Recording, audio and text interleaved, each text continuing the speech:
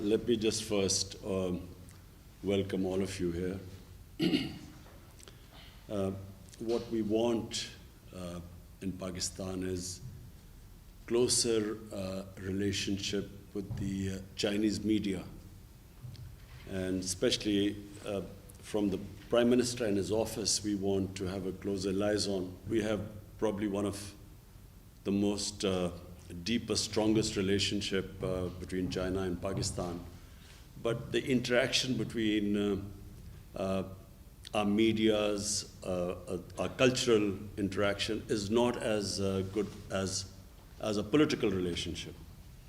So this idea, meeting today, is basically to improve this interaction. I especially want to take this occasion to congratulate China and the Communist Party. I think on its 100th, it is the anniversary of the CPC. Also, in Pakistan, we admire President Xi Jinping as one of the great statesmen of the modern world. We have admiration for him in Pakistan for two particular reasons. One, his commitment to fight corruption. The commitment that a society there must be rule of law in a society. In other words, the powerful must be brought under the law. And corruption is, when it destroys a country, it is when there is a corrupt elite which does not bring itself under the rule of law, and they are the ones who do the maximum damage. So I have watched the corruption drive, anti-corruption drive of President Xi Jinping, and we here in Pakistan are very impressed by the way he has so many high-level officials, ministerial-level people have been held accountable for their corruption. Secondly, and the most remarkable thing about China, which we all admire, is that the way they have brought so many millions of people out of poverty. The figure we are told is almost 700 million people have been brought out of poverty in the last 6-7 years. And recently, China announced that China has finally eliminated extreme poverty. So this is, I think, one of the most remarkable achievements of any human society.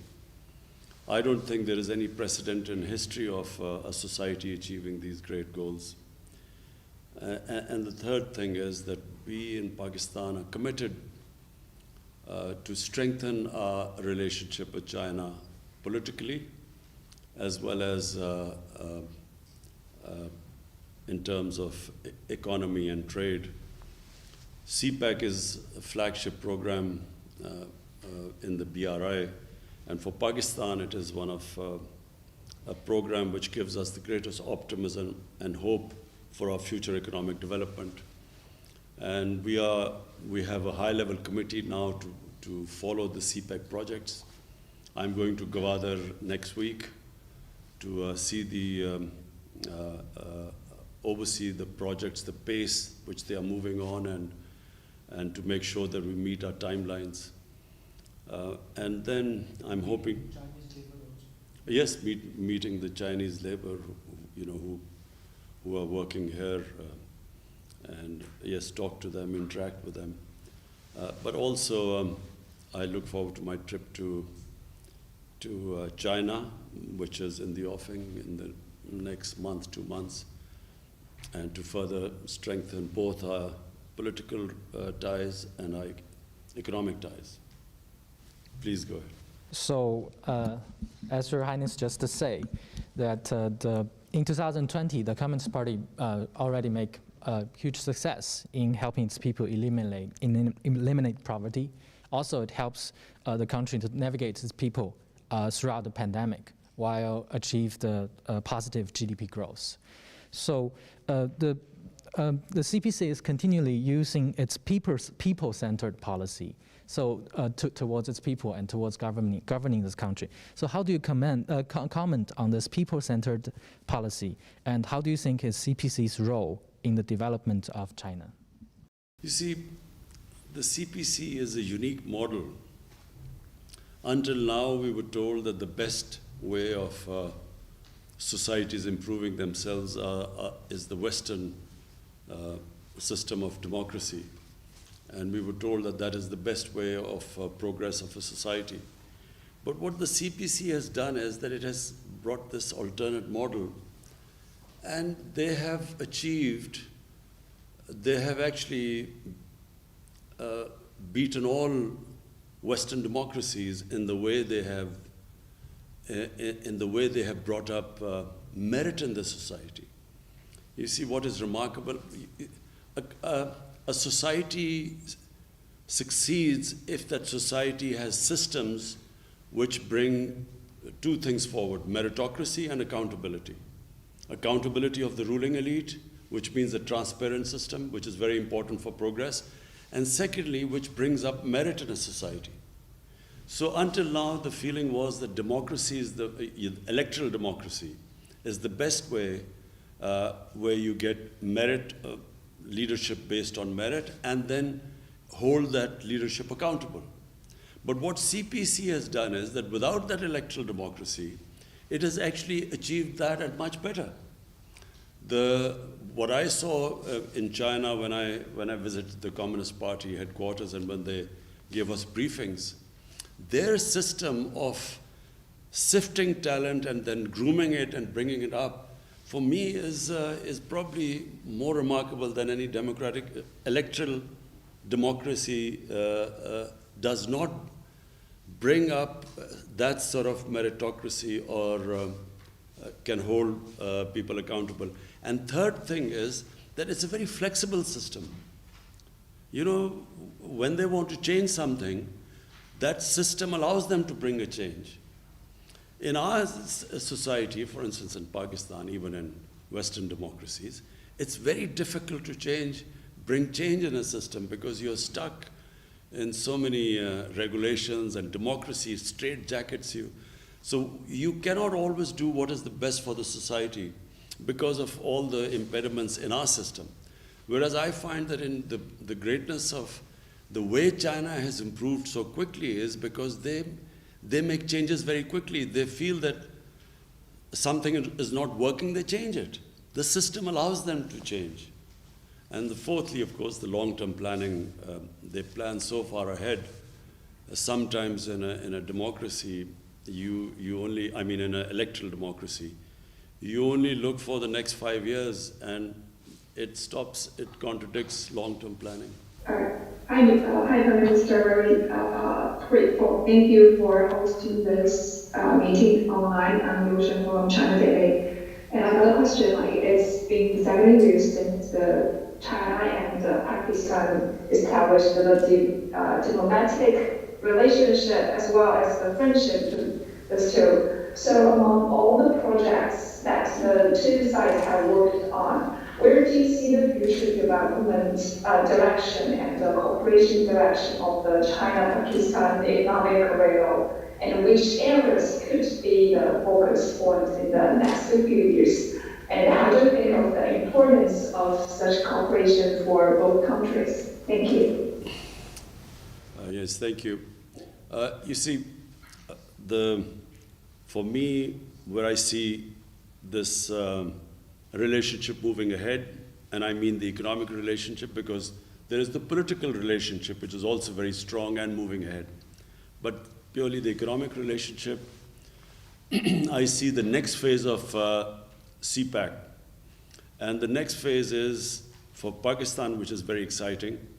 We have these special economic zones. And we hope to attract Chinese industry into these special economic zones by giving them incentives, because in Pakistan, the labor is much cheaper than in China, so we hope to attract that industry which will benefit from our cheaper labor. And secondly, where we really want help from China, and we're already working on it, is agriculture. Because in China, the productivity, your agricultural productivity is much higher than Pakistan. Pakistan is basically an agricultural country. And we haven't really concentrated so much on our agriculture to improve our productivity.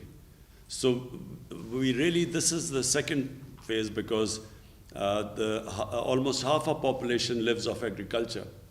And therefore, we hope that we can really benefit from the latest techniques in agriculture from China. So, Your Highness, my second question is related to the first one. I think you just made a great insight about the Communist Party's way of socialism democracy and also the Western-style electoral democracy. So my second question is, how do you view the leadership style of Xi Jinping as the core of the CPC party? What kind of image do you think he creates on the international stage? You see, President Xi Jinping, when I spoke to him, and Premier Li, what struck me was that the process which they have come through to become the Prime Minister and the President, they started work 30 years ago, and they started working right from the canton, the real village level. And from there, they worked all the way up. They went through all the processes. So really, it's that long struggle which is what makes a leader.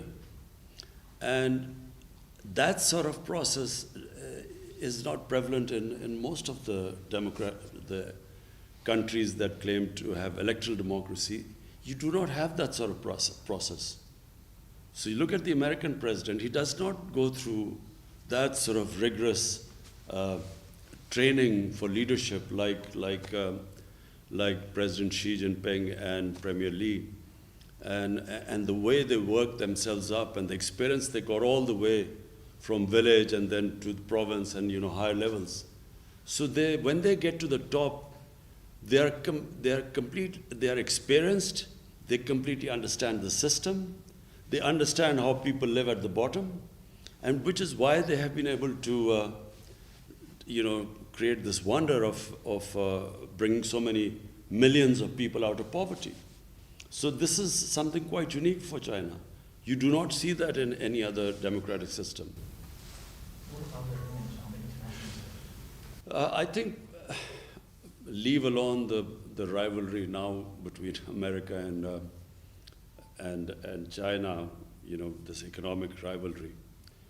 But I can tell you that the world, no matter whatever they think of China, because there's a fear of China's economic dominance now. But apart from that, everyone has to admire what President Xi Jinping has done. His achievements, you see, leaders' achievements speak for themselves. And that's what President Xi Jinping has proved to the world. Your Excellency, how do you comment on the aid programs provided by China to Pakistan, including vaccine, infrastructure, vocational training, and in other social livelihood sectors? I think, first of all, the way China dealt with COVID was unique.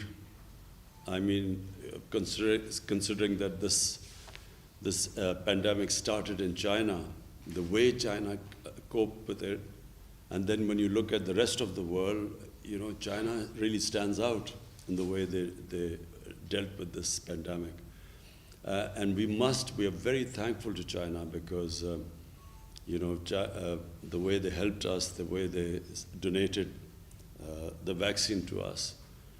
And really, Pakistan is after China, Pakistan is one of those countries which has actually done very well in the way that we dealt with the pandemic, the way which we coped with it. So Pakistan stands out, in this whole region. And one of the reasons is that China provided us the vaccine very early on, and where we immediately vaccinated the health workers. The first thing we did was vaccinate the health workers, and then went for the vulnerable groups. So, the people who were most at risk and we were all worried about were the health workers, because they had to deal with the patients. And so we were always worried that if they became demoralized, then our health system would fail. So when we were able to, thanks to China, we were able to vaccinate them, that gave us a lot of confidence. My name is Liu Xin. It's a great pleasure to be able to talk to you, even via Zoom, on this very prosperous occasion when China is celebrating the 100th anniversary of the founding of the CPC. But this year is also a very special year for China and Pakistan, as both countries are celebrating 70 years of diplomatic relations, 70 years of friendship. So I'd like to ask you, based on what you just talked about the uniqueness of the Chinese system and the kind of strong relationship that Pakistan has fostered with China, what do you think the 70 years of friendship between China and Pakistan means for the region and for the world? And where do you see relations going further? How to deepen these already very strong ties? Thank you very much. Thank you. Well, firstly, let me just talk about Pakistan and China first, and then the region. For Pakistan, there was always a very special relationship with China, although our relationship started 70 years ago. But, China, whenever Pakistan was in trouble, whenever I'm in trouble politically, internationally, when we had conflicts with our neighbor, China always stood with us. So the people of China have a special place in the hearts of people of Pakistan. Because everyone here remembers, you only remember a friend who stands with you in your difficult times. In good times, everyone stands with you. But in your difficult, tough times, bad times, you remember those people who stood by you. That's why you will find that in Pakistan, people always have a special fondness for people of China. So this relationship has only got stronger. Even now, politically, on the international forums, Pakistan and China always stand together. And now, when you talk about the region, there's this strange great power rivalry taking place. You see the United States and the United States being wary of China, and I don't need to say all this is now public knowledge. The way China and the United States are sort of looking at each other. So it creates problem, because what United States is doing is it's formed this regional alliance called the Quad, which is US, India, and then a couple of other countries. So from that point of view, Pakistan thinks that it is very unfair for the US or other powers, Western powers, for countries like us to take sides. Why do we have to take sides? We should have good relationship with everyone. And it's not going to happen that if there's pressure put on Pakistan to change its relationship or downgrade its relationship with China, it won't happen, because the relationship between Pakistan and China is very deep. And it's not just the governments, it's a people-to-people relationship. So to sum up, whatever will happen, our relationship between the two countries, no matter what pressure is put on us, is not going to change. How do you deepen these already very strong ties, Your Excellency? Number one is trade. The CPEC it's right in front of you, it's something. It's the biggest thing happening in Pakistan. For us, this is where we think our economic future is moving towards.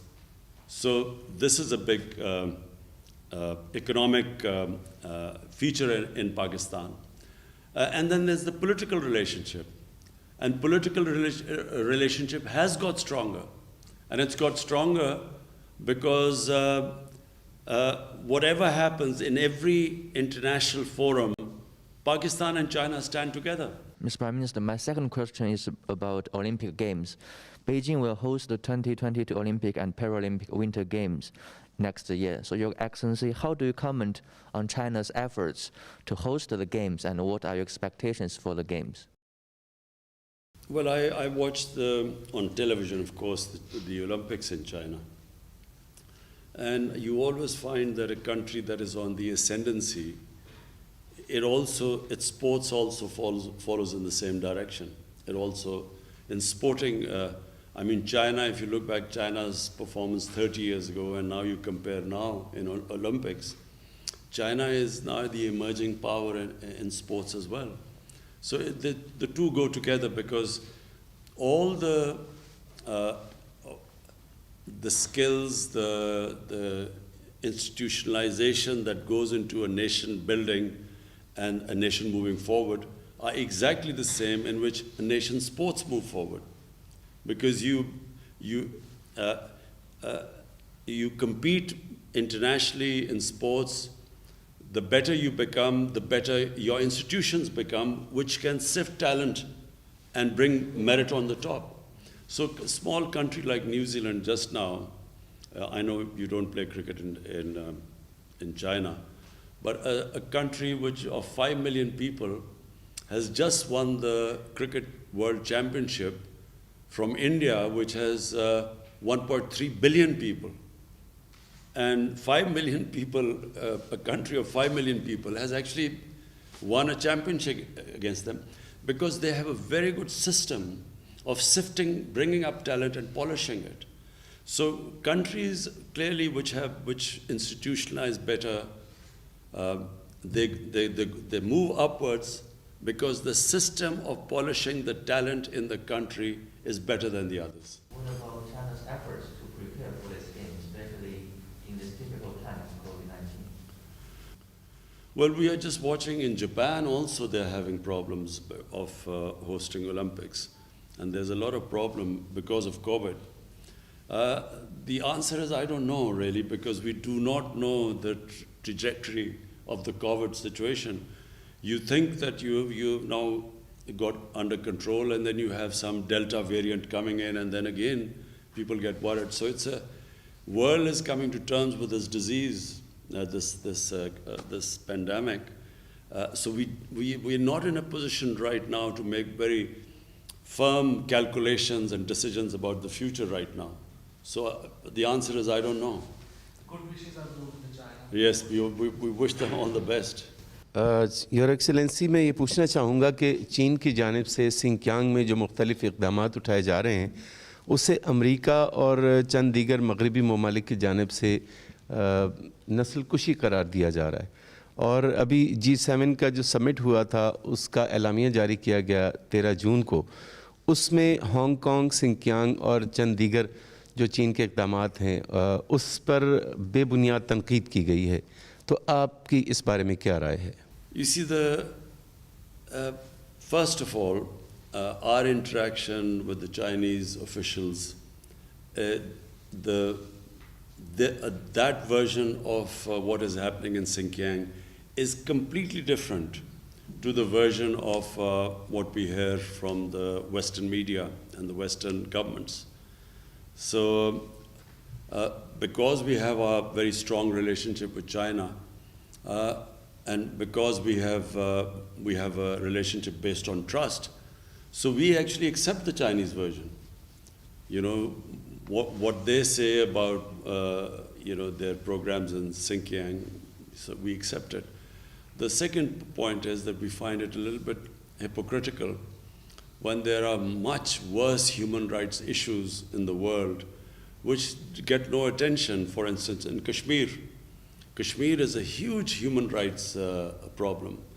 There are about 9 million, 8 million Kashmiris which are basically have been put into an open prison until recently. It's a police state where there are extrajudicial killings, there's imprisonment, there's arbitrary arrests and a ban on media, and yet there is hardly any adverse comment in the Western media. 100,000 Kashmiris have died in the last 30 years for a freedom struggle. It's a disputed territory. Yet you do hardly get any coverage in the Western media, and we hear about Xinjiang and Hong Kong, which is a bit hypocritical. दूसरा सवाल मैं पूछना चाहूँगा vaccination के हवाले से। खुशाइन बात यह है कि पाकिस्तान में हुकूमत की जानिब से वैक्सीनेशन का आगाज़ किया गया और लोग जौक दर जौक इसमें हिस्सा ले रहे हैं, और ख़ास तौर पर चीनी वैक्सीन्स साइनोफार्म, साइनोवैक और कैंसाइनो लगाई जा रही है। इस दौरान वबाई सूरत-ए-हाल के दौरान जो चीन और पाकिस्तान का ताउन रहा और अब भी जारी है, उस हवाले से आपकी राय जानना चाहेंगे। China helped us in the beginning, and because of that we were able to vaccinate our health workers and the vulnerable sections, the senior sections of the society. And even now we have a very close collaboration going on with China. We are expecting another consignment coming soon. And so today we are expecting a consignment. And it is one reason that we have really been able to cope with this pandemic compared to all our neighbors. Yeah, this is the CMT family conference. So the previous reporters has already asked questions that I want to ask. So I want to ask a follow-up question regarding Xinjiang. We noticed that recently some Western media criticized you only because you didn't criticize China's policy in Xinjiang. So some media even said that this should help China by silence over Uyghurs. So what's your response to these voices? So I just answered this question, which I think it's, we have, with our interactions with the Chinese government, the Chinese version is completely different to the version which we hear from the Western media and the Western government. So because of our close proximity and relationship to China, we actually accept the Chinese version. And I again repeat, we find it very hypocritical that while the Uyghurs' situation is highlighted so much, and Hong Kong, on the other hand, Kashmir, which is a disputed territory between Pakistan and India, and the United Nations Security Council resolutions, which gave the Kashmiris the right to choose their own destiny through a plebiscite, yet there's hardly any mention of Kashmir, where 100,000 of Kashmiris have died. So this is what we find in Pakistan very hypocritical. Now we notice that some people claim that a closer Pakistan-China relations will intensify conflict in the region because of India. So what's your comment? Pakistan and China were always close, but I think this idea that India is supposed to counterbalance China for the Western world, I think this is going to be very detrimental for China. For India, not for China. China is too strong. The benefits India will get from trade with China are far greater than India trying to act as a sort of counterbalance.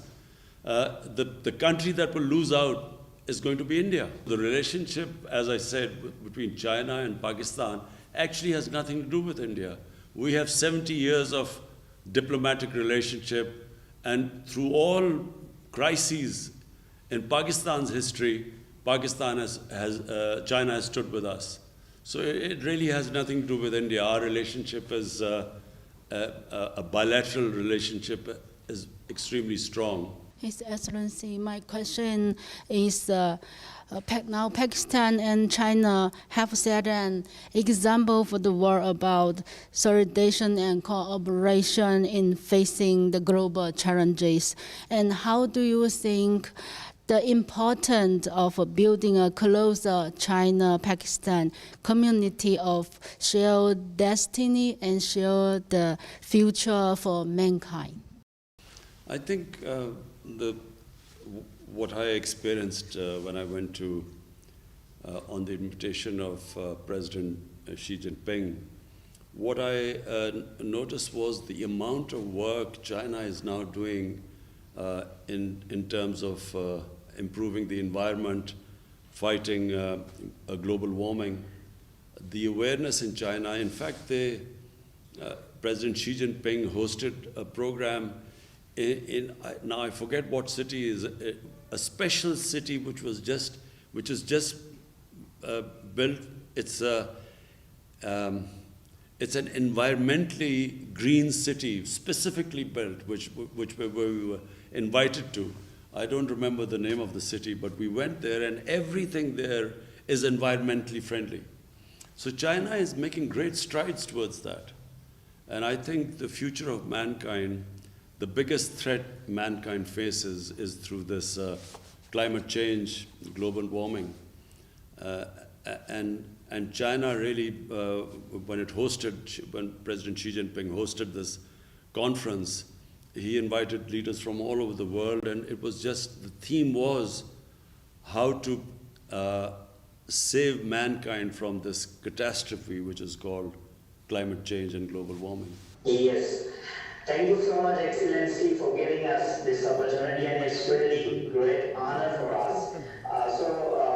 My question is that the first phase of China-Pakistan Economic Corridor CPEC yields fruitful results in different areas, including energy and infrastructure. First, how do you comment on this? And second, how will China and Pakistan cooperate to ensure the success of second phase of CPEC? Especially, how do you see Sino-Pak economic growth? Thank you, Excellency. Firstly, the first phase of CPEC was connectivity, and then energy projects. So that was the first phase, because Pakistan had problems we had shortage of energy, and then of course the connectivity, which is what the CPEC initially was. Now the second phase is now deeper cooperation, and that is from Pakistan point of view, the special economic zones. And the idea is to attract investment into these special economic zones, which will help employment in Pakistan, improve our growth rate, create wealth for our country. But equally important for us is help from China in our agriculture. Now, half of our population lives off agriculture, and the productivity of our agriculture, unfortunately, is extremely low. So we have compared the productivity in China, which compared to us is much higher, and then all the various technologies which are used in agriculture. So the second phase is for us our special economic zones, agriculture, also skills education. We are collaborating in getting skills education in Pakistan. How you will speed up this China-Pakistan economic cooperation? We have already, now we formed a committee, which is, the whole point of that committee, the CPEC committee, is to monitor the CPEC projects and make sure that there are no impediments in their way. Okay. Your Excellency, my last question is about the future, the near future of international relations. As we're seeing with the new U.S. administration, there seems to be the talk of alliance of like-minded countries to counter some kind of other system or country. What is your understanding? How do you look at the trend, and what do you think is the implication if such a trend really picks up momentum? I find this deeply worrying for the world. I find this rivalry for no rhyme or reason. I find this worrying because then, just like in the Cold War, the world was divided between the Soviet camp and then the American camp.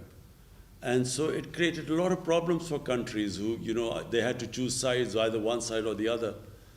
And then, for a short while, there was this, the whole worry was this war on terror. And the whole world was somehow involved in fighting terrorism. And now we see this emerging rivalry between China and the Western countries led by the US. Again, it's worrying. And people in Pakistan, we ask ourselves the question, why do we have to choose sides? We have a very deep relationship with China. And if someone asks us to choose sides, we find that China is our friend for 70 years through highs and lows. They've stood with us. So people in Pakistan have this great faith and trust in our friendship with people in China. So why should we be asked to take sides now?